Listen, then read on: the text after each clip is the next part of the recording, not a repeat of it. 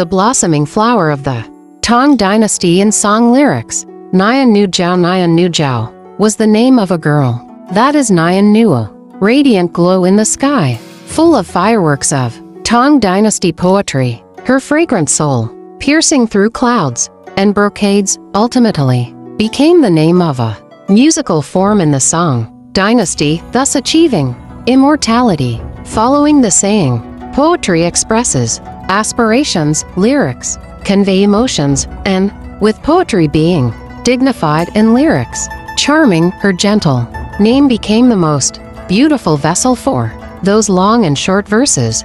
It transported the grandeur and celestial themes of Tang poetry into the ornate melancholy of song lyrics. With such an infinitely inspiring name, what kind of woman would she have been? The first time I saw the name Nyan Nu was in Li Qingzhao's famous On Lyrics. How old was Li Qingzhao then? A young woman critiquing the works of great masters with such boldness reminiscent of the women of the flourishing Tang dynasty. Despite her later turbulent fate, her talent and brilliance remained undeniable. Lyrics belong to a separate family, few understand them. With this statement, she dismissed all the song lyricists. She believed that lyrics must be singable and adhere to musical rhythms. Thus, she began her essay with a story about a singer and mentioned a songstress named Nyan Nu. This shows that during the Tang dynasty, poetry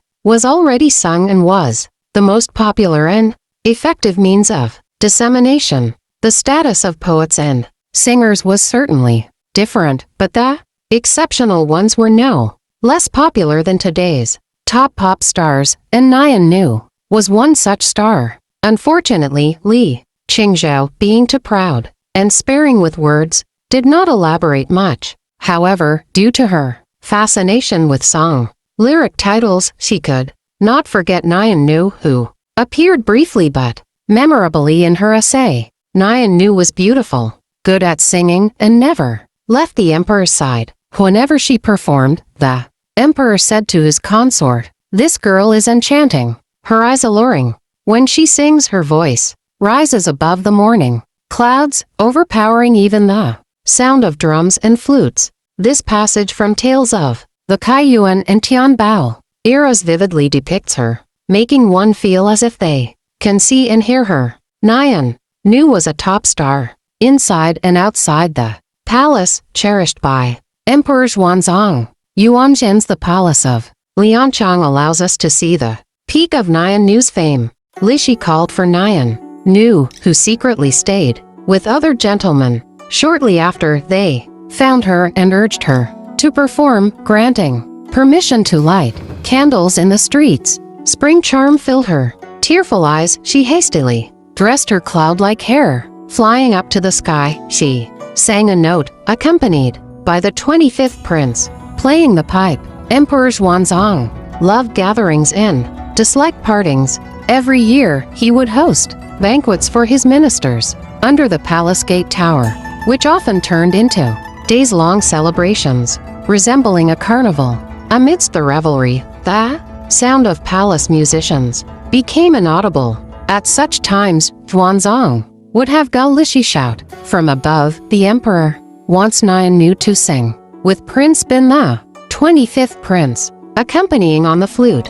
Do you all want to hear?" It is said that at Gao Lishi's shout, the crowd below the gate tower would immediately fall silent, awaiting Nyan Nu's heavenly voice. Interestingly, to avoid disrupting the entertainment scenes in Chang'an, Xuanzang did not summon his favorite into the palace but allowed her to stay outside, bringing her along only during his eastern tour to Luoyang. This emperor indeed showed consideration for his people's pleasures. Once, while visiting Ba Bridge, the populace naturally rejoiced. Someone suggested having Nyan Nu sing, saying that her voice could make the surrounding area fall silent, allowing even the sound of wine through the willows and flowing river to be heard. Xuanzang enthusiastically agreed, and indeed, her resonant voice pierced the clouds and stones. Truly extraordinary. No wonder an emperor with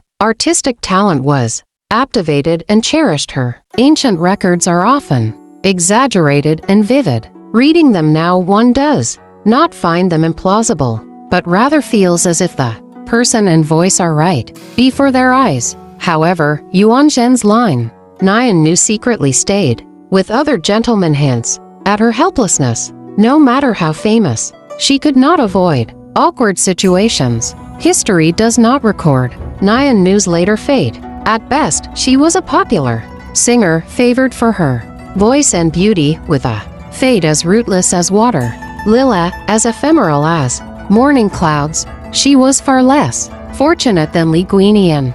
Men who served with their talents, like Li Guinian, received their master's favor and ended well. Often seen in Prince Qi's residence, frequently heard in Kui Ju's hall.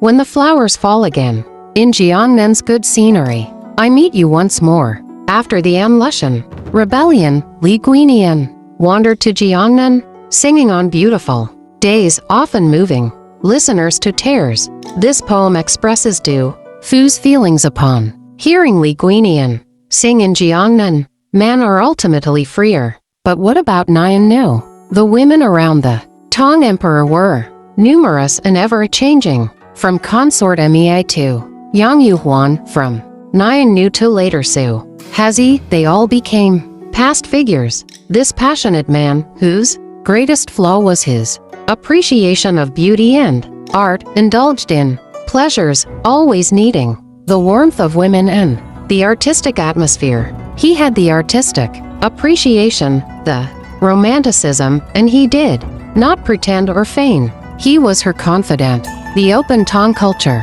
where Han and Hu people mixed, had unrestrained music and dance. In the Kaiyuan and Tianbao periods of the Tang dynasty, it was an era of grandeur and splendor beyond our imagination. The 25th prince played the pipe, and Nian Nu's voice made her famous. The high-pitched tunes she excelled at became her signature pieces and were named after her, passed down by word of mouth. However, the name Nian Nu carries an undertone of helplessness and inferiority. It signifies a woman whose fate was predetermined, even if called thousands of times in her life. Even if he was her confidant, she was still just a singer before the emperor. When her beauty and voice faded, she could only reminisce about the past, chatting